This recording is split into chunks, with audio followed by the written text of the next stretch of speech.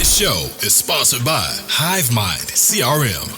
It is more than just a CRM. It is a real estate and business mastermind that comes with an all-in-one CRM. You can have unlimited websites and users. You can call, text, RVM, and email all in one user interface. And you can set up custom automations for any type and multiple businesses. 65% of companies start using a CRM system within the first 5 years of business. Once implemented, the HiveMind will save you on marketing, give you more time, and make more money. One of our users had his first $100,000 month using our system in June. We want to see you automate and accelerate your business. Text us at 210-972-1842 for future meetings and, of course, to get our $1 course on how to make more than 6 figures on one land deal. You can schedule your free demo today at hivemindcrm.io. Hey everybody, what's up? This is Anthony with the Hive Mind, and we want to welcome you to a special edition of the Hive With Us podcast. We're taking a little pivot here. We're still going to, of course, we're going to continue to talk about real estate, but something that's really been weighing on my mind lately is that a lot of us that are doing well, that might have an audience in real estate, I feel like in a lot of ways, people look up to us, but it seems like the people that are on the stage in the spotlight that are actually doing it, it might seem that they're like superhuman, right? So this podcast is going to be a little bit different because it's not going to tell you about all of our superhuman feats. This one's going to be, we would like to have like a more health-oriented podcast that talks a little bit more about some of the challenges faced when you are a top earner, a top producer, and what we do, right, to overcome some of those challenges. So for episode 1, we're like at episode 205, but for episode 1 of this type of podcast, this is going to be the Health Mind podcast. We have a very special guest. He's from Stockton, California. He is a top producer in his market. Gentleman is in the top 1% of producers in Stockton, California. So please welcome Mr. Lance McHan. Hello, everybody. What's up?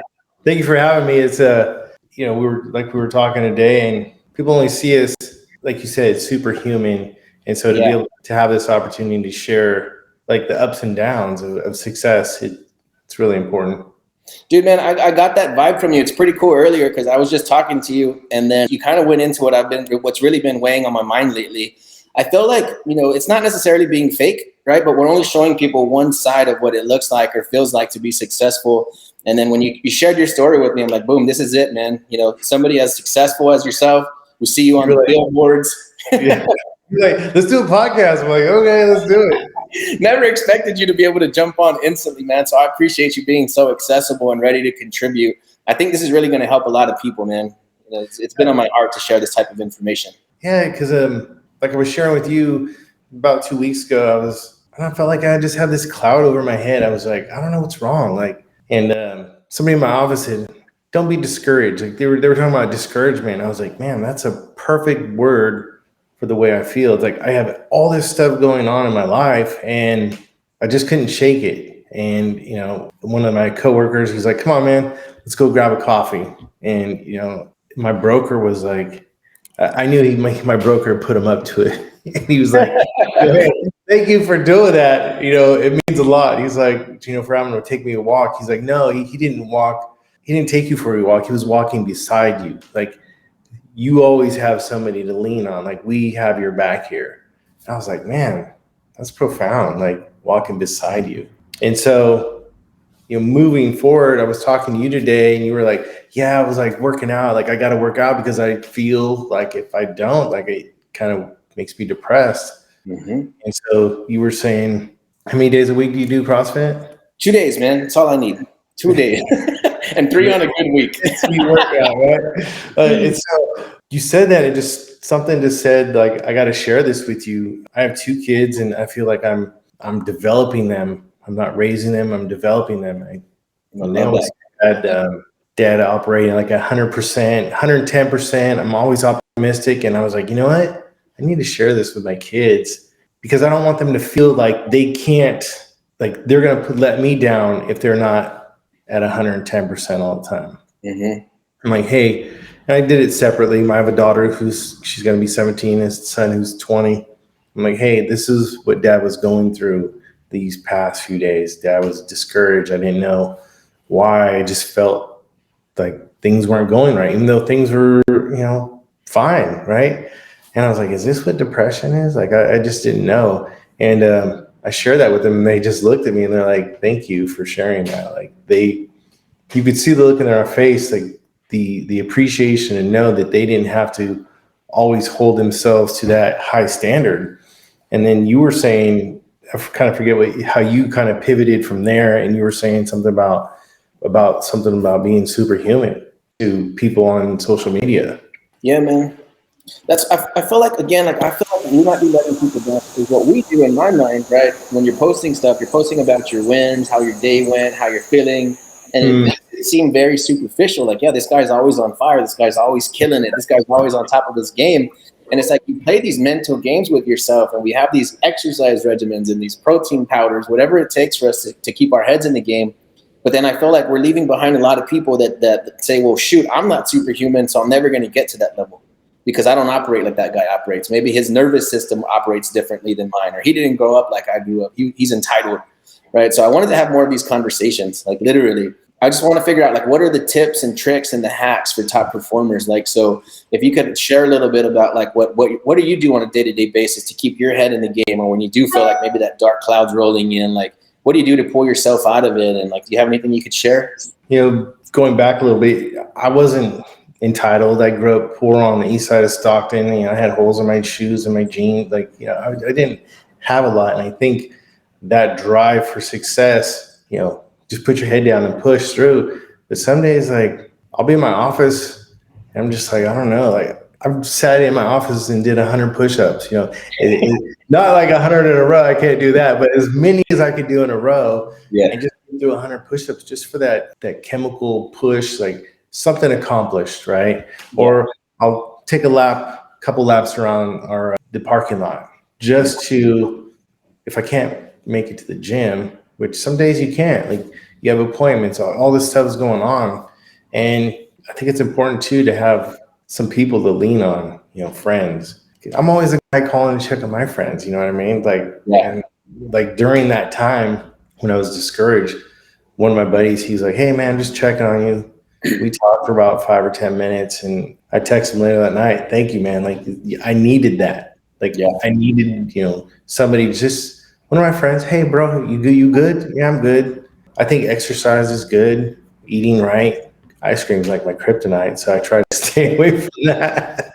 I tried not to demonize the sugar, man. I'm not going to go too crazy, but I'm not trying to demonize sugar. So whenever I need an ice cream or a pie or something, no questions asked. Oh yeah, a gal from the office, she made a peach cobbler. I'm just like, I'm not going to say no. I'm just going to have a little piece, right? Like moderation. What do you do for your daily mental, IQ that you keep you sharp? Man, I think some of the bigger things that I do is I try to get up whenever my body wakes up. So I don't like to abuse my sleep and be up at 4:30 in the morning so I can start off my crazy rituals, because I feel like sometimes I am working till 10, 11 or midnight. I know that's terrible, but I kind of try to let my body wake up whenever I do. So sometimes it's like at 6, sometimes it's at 7, sometimes it's later. And then first thing I'm doing when I wake up is I'm going to hydrate. So I'll go for some water, and I'll try to do a little bit of like pink salt, maybe some lemon in there, maybe a little bit of apple cider vinegar. But first thing I'm thinking about is I need to hydrate. To get myself moving. Yeah. And then if everybody's still asleep, which they mostly 99% of the time are, I'll head downstairs, man, and I'll just pray and meditate. So I'll just sit still and in silence, no music, no nothing on. And I'll kind of just like, for one, try to feel gratitude. Even if I'm tired, even if I'm stressed, even if I got a bunch of crap going on, I'm just trying to like feel what gratitude feels like in my body. Just look around the house and say, hey, I have a safe house, I have a strong body, and just try to just find the things that I can appreciate, even when it gets tough sometimes to feel like, I got a lot caving in on me, and maybe that appreciation feeling gets further and further away. So I try to access it and locate it before I start doing anything. And sometimes that takes 5 minutes, sometimes it takes 40 minutes. But that's how I like to start my day, man. And honestly, I don't do it every day. So again, I don't want to make this about being superhuman. It probably happens 2 to 3 times a week. Right. And I find the days that I start slow like that, those are my best days. And then I try to hit CrossFit by 9 o'clock twice a week. I don't start any appointments until noon. And the reason is because I want to have the mornings to myself to kind of plan, strategize, put those things together before I start jumping into giving myself up to the rest of the planet. So I try to say my mornings are not for sale is the quote that I use. Oh, that's good, man. Yeah. I mean, I get you. And I think I need to make some alterations in my daily schedule, because I wake up, drink coffee. That's a good idea. Like have a glass of water first. to hydrate and then get the body going. And then like usually like having appointments, sometimes 10, 11, meeting the inspectors, meeting the roofer, whatever. But I like that. I like that mentality. Like that way I could do my prospecting calls and I could do the things that are going to generate income for me instead of worrying about other people's problems. And then I'm more mentally awake. I read a text message when I woke up and I'm like, I don't remember I read it until like 5 o'clock in the evening. I'm like, dang, I forgot to call that person back. Like, so I'm like, okay, I'm not gonna look at my phone, like, and handle any business until like I'm awake. Yeah, that's another like one that I've really got really good at is not looking at my phone at all until I'm done with my morning, and that might mean, like I said, hydration, meditation, prayer, and then whatever's happening on the phone is important. If something terrible is happening at 8 a.m., like I'm just not going to address it. Because once you look at that phone, that's it. I mean, the world pulls you in, and you're in it. You're stuck. I know, man. It's like these devices are our whole life. Like our whole life is consumed around them. I'm just like, man, how did people do business 20 years ago?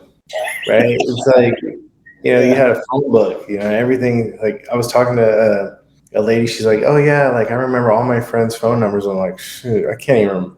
The only numbers I remember is like my house number growing up, right? Yeah. Like, I'm lucky to remember my own cell number. I think we've outsourced so much of our memory that we're losing that part of ourselves. Because I don't have to remember anything. My phone remembers everything. Yeah. Do you read? Do you read a lot too? Do you like take that time? I don't read books, but like sometimes I can't sleep and I'm up at like 1:30 in the morning reading like medical papers right in the middle of the night. But I do a lot of reading about like health, like nutrition, fasting, just like stuff that has to do with the body. So most of what I read is a lot of like health stuff. Like I've been going down some anti-aging rabbit holes. And that's probably how this podcast was inspired. I've been looking at a lot of like peptides and anti-aging, just completely unorthodox stuff, not for human consumption, like research purposes only type stuff. Right. Yeah. So you can find it on the internet, you just can't use it. Yeah. Man. Yeah. It's for my pet rabbit. Yeah. And that's kind of what I've been thinking about a lot, man. Is like, how do we preserve ourselves? Because for a long time, I felt like I was like chasing the dragon, working 10, 12 hours a day, 7 days a week. And I'm like, where does this end? You know what I mean? Like, am I going to freaking drop dead? And I think we talked about that on the call earlier. Is like men are supposed to shove their feelings down. Like, don't bring that shit up. Quit being a wuss. Like, just keep it down. And I think that's I think we should move past that already, man. And it's exciting because I feel like a macho guy. You know what I mean? I don't feel like I lack masculine features or energy. Yeah. So I think it's okay to say, you know what? Sometimes I'm sick and tired of this shit, man. Sometimes I'm just tired and fed up, and I do need a break. I need to unplug. Sometimes I'll turn my ringer off, but I think that those days of like shove it down deeper and shut up should be over by now. Like guys should be able to reach across the aisle and say like, hey, how do you fix yourself? Because I know what I do. I agree. It was that's what I was saying earlier. Like men suffer in silence. Like we just hold it in, and then I think sometimes people turn to alcohol or ways to escape, and just instead of letting it go or talking with a buddy, like, hey man, like we're in a group setting. Like, what do you do to let off, not necessarily let off steam, but to decompress, right? So you're not angry all the time, or you're not down on yourself, because that's what happens. You internalize all this stuff, and then you're just like, what am I supposed to do with it? What am I supposed to do with all this? And then you have a conversation with your buddy or a guy you barely know, like yourself and me, and we're just talking. We're like, wow, this really connects. Like, we should open this up and open up this conversation. Yeah, man. I think especially in the world of entrepreneurship, again, because like we have this facade of being like bulletproof and that we can go forever. And hey, I'm in the 3:30 a.m. club and I can work till midnight. And you know what I mean? Like somebody's going to self-destruct, you know what I mean? And I don't want it to be me. You think Anthony Robbins has a good day every day? Like that?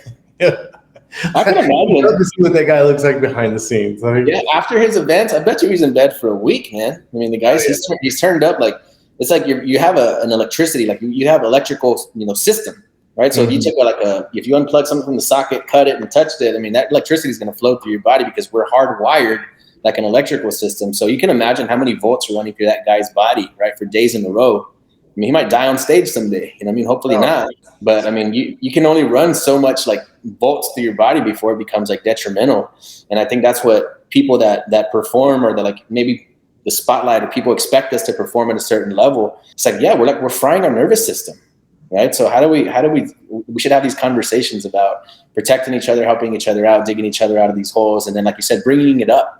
Like you and I, we've connected a few times, but we're not like, we never hung out and freaking, till 2 in the morning. But like, hey, we know each other well enough. And then just having that conversation today is like, hey man, what do you do when things are getting tough? So I think these conversations are going to become more and more important, man. And I'm really interested in it. I feel like we have a lot to offer if we're letting people know too, again, being vulnerable, saying, hey, I'm not superhuman. I try to be every day. I'm going to push to be, but it's not the case yet. I mean, you got to have the drive, right? You got to have some type of drive. It's like people who maybe not happy with the way they look physically. It's like, you can't just want it to be one way or the other. I used to go volunteer at my daughter's school and my son's school, and then I have the other kids read to me, and I would ask them, who's your favorite athlete? Kobe Bryant. Okay, great. Do you think he wants to be good, or do you think he practices? Right? It's like, you have to move forward to what you want to do, but yet you have to also not like overdo it. I mean, there's nothing wrong with pushing yourself, but like you said, you only have so much electrical impulses, and then you're going to crash and burn. I don't know what it's like to be depressed or be one of those people who are up and down all the time, but I feel sorry for those people because I couldn't imagine having a life like that. But at the same time, I think you have to just move forward. Like some days I'll do, like I was saying, I'll do 100 push-ups in my office just to have some type of movement in my life, something. I call it mindless work. Like we were touching on that earlier. Like if I'm having a problem, go wash my car. And some people are like, I'm not going to wash my car, but you don't need to think about washing your car. You just do it. So it's kind of like a meditative state where you can do a task that you don't have to think about. And then somehow you just when you shut your brain off, you put in that in neutral, it just finds the right gears. And you're like, that's what I'm going to do. You know what I mean? Like, I think there's sometimes to hammer it out, and then you have to know when it's time to like take your foot off the gas. And when I was in my 20s, man, I mean, I used to just blow and go, like I said, 7 days a week. And I remember I would sleep for like a day and a half. You know what I mean? Like you just like giving it so much. I'm surprised I didn't have a damn stroke. I didn't know when it was time to turn it off. And then now being able to recognize that is like, hey, like my brain feels hot, my body feels hot. I need to shut it down for a little while. So I'll turn my cell phone off. And I like that you identified that pretty quick. It's like that mindless work. So there's like, I've read a lot about meditation and, finding stillness and peace no matter what. And it says that like everything can be a meditation. It says like washing the dishes, taking a shower. So like you said, washing your car, everything could be a form of meditation, right? Where I didn't realize that. I thought it was a genius. Not just kidding. But that's good to know. Like I was onto something. No, dude, that's really huge. Actually, that's really, really huge. Being able to like find peace in your work. I am a religious guy, so I do like try to quote stuff. I'm just not good at scripture like some other people, because I always botch quotes.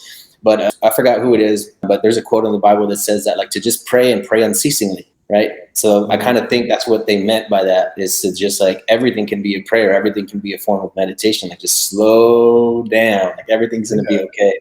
And I let myself like, oh man, I got a meeting right after that. I got a phone call right after that. Like I got to the office today. I want to say it was, man, maybe 12:30 or something. It's 4:30 now. And I have not got off the phone. Like meeting. As soon as I came in, everybody's like, hey, I got questions for you. And I'm analyzing deals, writing stuff down. Oh, I got to take this phone call. Like, I didn't catch a break for 3 hours straight. You know what I mean? So it's that all that stuff slammed right into this podcast, But of course, everything worked out perfectly. But it's like even in amidst of chaos, like you can just slow down. Like you can only do so much at once, and we got to constantly remind ourselves of that, especially if you're like a go-getter, because like you trained yourself. It's like I'm going to perform no matter what. I'm going to perform. I'm going to hit my mark. And again, it's like you can do that very calmly, or you can do that like chaotically and haphazardly. So, and I tend to err on the side of like, ready, fire, aim. So it's like, Yeah, right. yeah, I'm not naturally like a calm person. So I have to constantly remind myself, like I can meditate, I can fast for days in a row. Like I have to constantly remind myself to ground, or I might take off like a rocket and end up on the moon or something. You could go days without, you could fast for days in a row. Like I've tried to do. I've done 21 and 23 days on green juice and water. Yeah. Oh, wow. Like, Yeah. I try to do intermittent fasting. By 12 o'clock, I'm like, man, I don't know how these people do it. I've had all the fasting I'm going to take. Right. I need to eat before I tear somebody's head off. But yeah, it's getting easier. Like, so I'll stop eating around 8. And then like around 12, 1 o'clock. The other day I went like, it was like 17 hours. I was I was starving, but I was out in the country. There's nothing to eat except for hay. And I'm like, I ain't eating that. So I'm like, oh, that wasn't too bad. So I know there's a lot of health benefits to that, but I'm just kind of getting into the benefits to that and seeing where it takes my body. You know what I mean? Yeah, man. So you have something called senescent cells, right? And your senescent cells are also called zombie cells. So these are cells that like they have a death signal, like they're already sending out the signal like, hey, I'm done. But your body cannot stop to recycle them as long as you continue to eat, right? Because your body's just like it's in its rhythm that it's caught in, and it's not going to stop. So when you start fasting, your body goes into like a stage, it's called autophagy, like self-eating. And that's what it does. It starts doing cellular recycling. And so it takes the good parts out of the cells to reuse them, and the bad stuff, it deletes them. So if you don't, this doesn't interfere with the eating at all. Like it doesn't. So there's a caloric threshold for one, and then there's also like what you're eating. So if I ate like a spoonful of sugar, yeah, that might kick you out of fasting. But if you have green juice, when it's not like, if it was a bunch of like apples and pineapples, right, that might kick you out.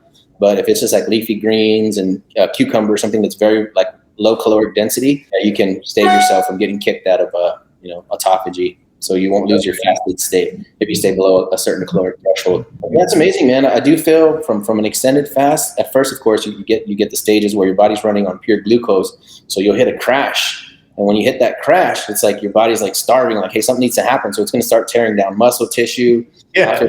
Through enough muscle tissue, it can go through organ tissue, right? So you can get into a pretty bad state if you're doing this extended fast for 7 days or 40 days or whatever. But as you train your body, like anything else, it can be trained. Your body will jump into a state where it's burning fat, right? So it converts fat into ketones, and you can use that directly for energy like you would glucose. So a lot of cellular recycling is happening in that state, man. And when you're deep in it, you feel so good and you're so energetic. You'll feel like, man, you know what? I might never eat again. That's how good you feel. Yeah. Until your neighbors could barbecue in a steak, you're like, I'm gonna kill that dude. You want fasting right now? Yeah, I would be fasting with the kids, and we'd be like at a restaurant, and everybody's eating, and I'm just looking around like, dang, it takes some real discipline. And some days I'll try. Some days I'm like, I'm fasting this week, and then on Monday by lunch I'm done. So again, we're all human, but I've done several like extended fast, water fast, juice fast. And they're pretty powerful, man. You end up in a pretty cool spot sometimes. And like I said, once you break through and you're like in full ketosis, you just feel amazing, man. Like I said, I kind of feel like I know how Jesus and Buddha felt. They were like fasting for 40 days. Like, I don't know if I can do that, but I'm gonna try to do like a juice fast, like because it's called nectar. It's all natural juice. They juice everything in front of you. I have to go see what they have because I'm not, going to buy a juicer for a couple of days. It doesn't make sense, but as long as like it doesn't have, like you said, like a lot of apples or pineapple juice in there, just keep it all greens and give that a shot for a day or two. Well, you might grab a mix of two, right? Grab one that's mostly all greens, like lighter stuff, like cucumbers, and then maybe grab one that does have some of the pineapples and the apple and stuff like that. That way, in case you do get into a spot where like your blood sugar's crashing and you're starting to feel irritated or weak, then then you can just have a little bit of the sugar one, so you kind of like have it there as medicine, as an emergency situation. So I competed in a bodybuilding competition. I wanted, like, it was on my bucket list. Like, dang, I wanted to. Well, first I started like, I want to have abs. I want to be ripped. Mm-hmm. And then my coach was like, "Bro, you're getting on stage. Like, there is no like, you're doing all this work. You might as well get on stage." I'm like, okay. And like, I was so disciplined. I worked out 3 days a week. I was strict on my diet. Had my cheat meal on Saturday, which was a double cheeseburger and a fry and a diet soda, because it was like already like 3,000 calories. Like, but I was still always hungry. I was eating every 6 hours. I was always hungry. And I'm just like, man, when I got to the point, like working with people, I was so hungry. But now, like doing the fasting, like I could go like to like a little 10, 11 before I start to get grumpy. I'm like, how did I do that then? And how do I do this now? I'm just like, it's crazy because you get hangry and you're just like, man, like I wish these people would just hang up so I could go grab something to eat. So I'll tell you a good hack, man, to like kind of train your body to go from like burning sugar to burning fat is you could do like a spoonful of like butter or a spoonful of coconut oil, like mix that in your coffee or into a hot tea or something. Or okay. Yeah, that really does help a lot because you'll get that caffeine and then you'll get like a spoonful of fat. So you're still pretty much in that fasted stage because you haven't like broken that caloric threshold like on the glucose side. So it's like you force your body like, hey, you want energy? Okay, you're gonna have some ketones. So then your body will start to recognize that it needs to go to fat for a fuel source whenever you're in that fasted state. So you can go in and out easier. So it'll be a lot easier to get into like ketosis when you're doing a regular fast or a 16-8 or whatever. Maybe start to train your body that way. And it tastes amazing. Then you put some cinnamon and a spoonful of butter or something, a little bit of coconut oil in your coffee and blend it up. Turns into like a frappuccino or something, you know. Or I've had that before, but the cinnamon, I was like, that's a good that sounds good. Yeah, it almost makes it seem like it's sweet, but it's not. But like the cinnamon, like your body recognizes it. Like this tastes like breakfast. It's like a cinnamon roll off. Yeah, dude. What's that? Do you take any vitamins or anything like that to like help, or is it your nutrients all from diet? No, man. Actually, like if you look inside, I have like one cabinet in my house that might be, I don't know, 4 or 5 feet wide, and it's like 2 doors, and it's just loaded up with all kinds of crap. But I use it like a medicine cabinet, right? So I don't take everything every single day. I think the main go-to that I have is a D3 K2, which helps your blood vessels from becoming calcified. When you are taking D3, right, it builds up, like you can get more calcium in your bloodstream. So the K2 makes sure that your body deposits that calcium in your bones and not in your blood vessels. I'm taking a DHA, so like a fish oil pill, one in the morning, one at night. And I've actually been using some CBD oil with a little bit of THC in it, and just from time to time. Sometimes I'll take it like 2 or 3 hours. Yeah, like 2 or 3 hours before bed. And then by the time it's lights out time, you're done, man. So the CBD competes with the receptors, the same receptor as the THC. So if you have the CBD with it, it won't really you won't have too many of the psychoactive effects. Okay. Yeah. So yeah. A friend of mine, I was having a hard time sleeping in the cannabis world, and she gave me one of those pins, and she was like, "Here, just hit this before bed." Yep. And I was like, she said it was CBD, right? I'm like hitting this thing. I never hit it before. I'm like, there's nothing in there. I kept hitting it, and I'm like, oh, I'm like, that tasted like weed. I go, I'm like, I'm going to bed right now. I'm going to be so high, I think.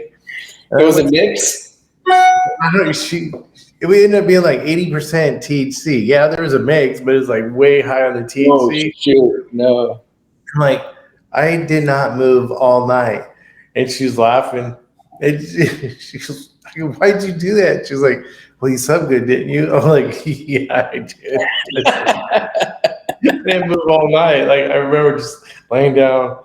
I didn't roll over all night. I was like, it was like 4 a.m. before I had to get up and use the restroom. I was like, that was pretty good. Like, you're in a coma. Yeah, I was in a coma. Like, I don't know if I could do that every night. It's just too much for me. Like, yeah, I tried the pure THC oil, and it's just too intense, man. It freaking makes my heart race and shit, and I do have trouble sleeping, so it needs to have. Yeah, my brain just won't shut off if I'm it's like the little swirl in there. I used to smoke all the time, but I'm like, I can't do it because I can't sleep. But except for this time, I was just, I guess, I hit that threshold. Yeah. You need to have like 80% CBD or something like that. Oh, man. Makes it easier.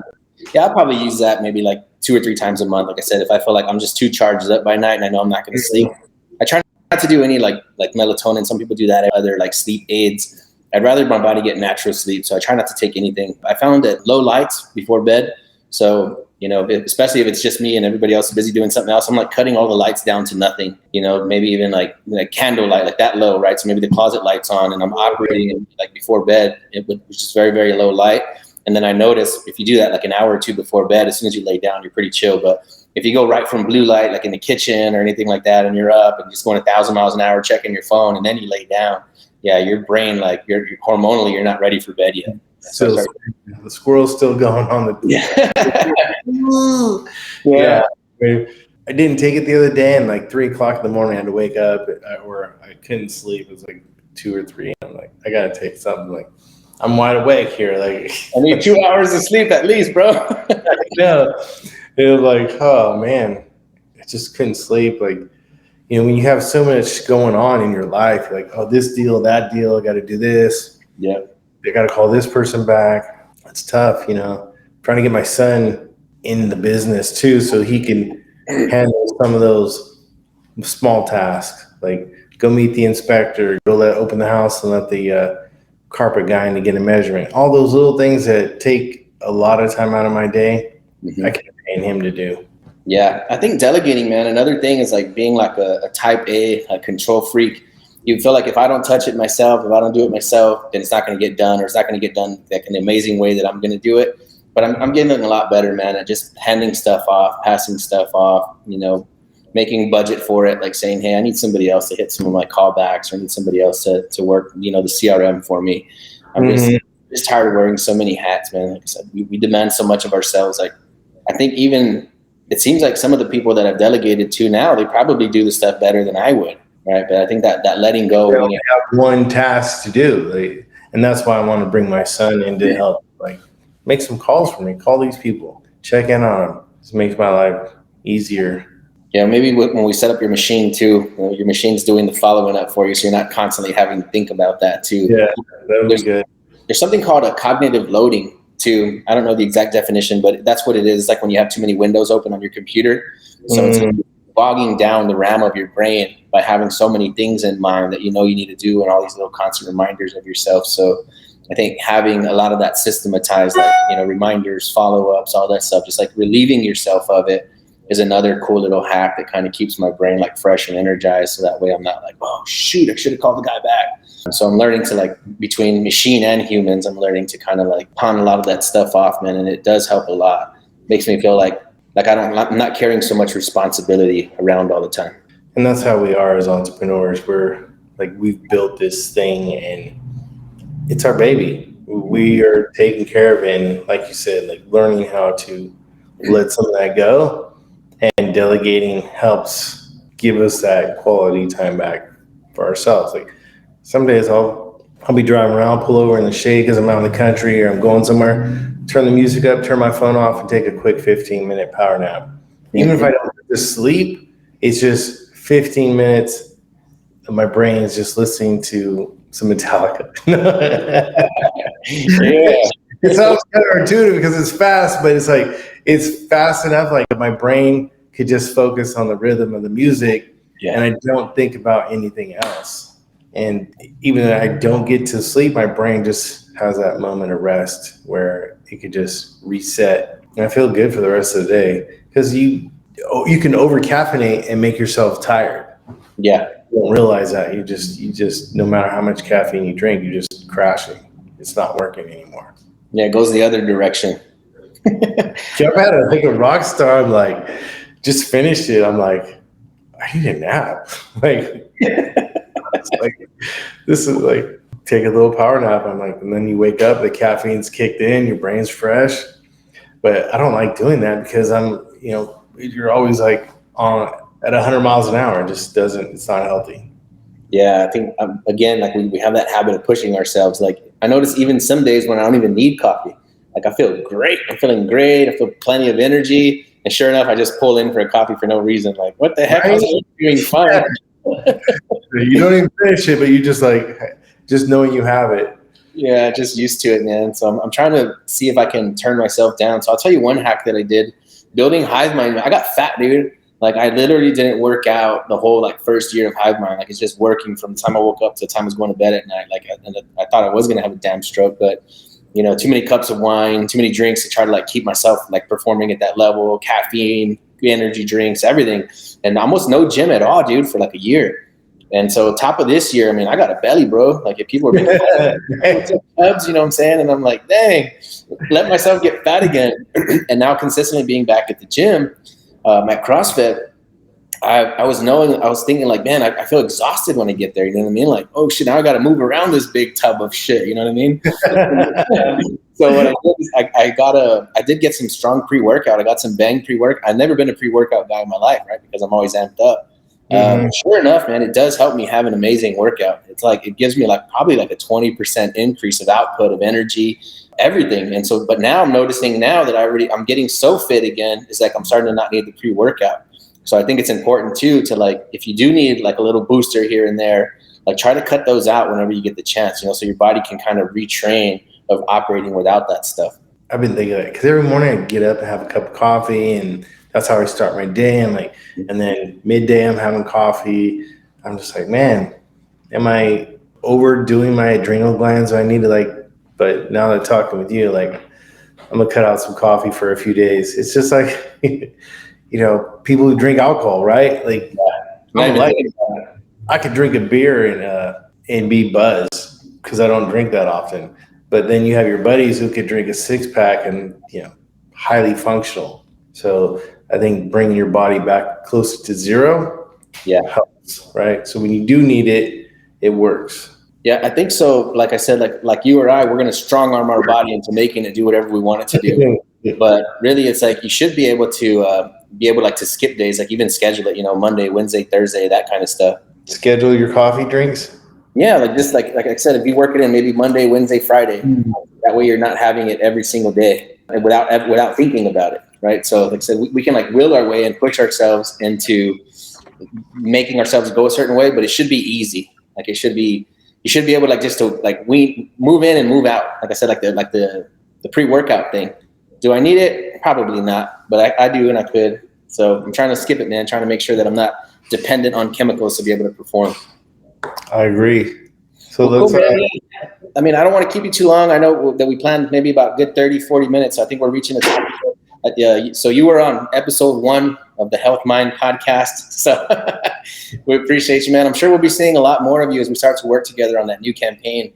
Absolutely. So maybe right after we get some success with that one, we'll bring you back on and let's see how things are with that. Sounds like a plan. I hope somebody gets something out of this, man. It's like, you don't have to be superhuman every day. Remember, man, Lance he's in the top 1% in Stockton, California. So if you guys have any deals for him to look at, both residential and commercial, he'll be able to help you move through those deals. So just keep that in mind. And man, thank you for being on here. Thank you for being humble enough to admit that we're not all superhuman. Absolutely, brother. Have a good one, man. Take care. Thanks, man. Be good. See you later. The show is sponsored by The List Guys. Do you need more leads in your local or virtual market? 1 in 10 small businesses don't invest in any kind of marketing. The List Guys have over 35 plus list types to choose from, and you can mix and match any list or criteria. We also use the skip trace list and provide up to 7 numbers and email addresses. Every list you purchase will be scrubbed against previous purchases. The List Guys are here to save you time. Contact the List Guys today at www.1listguys.com. That's www.1listguys.com.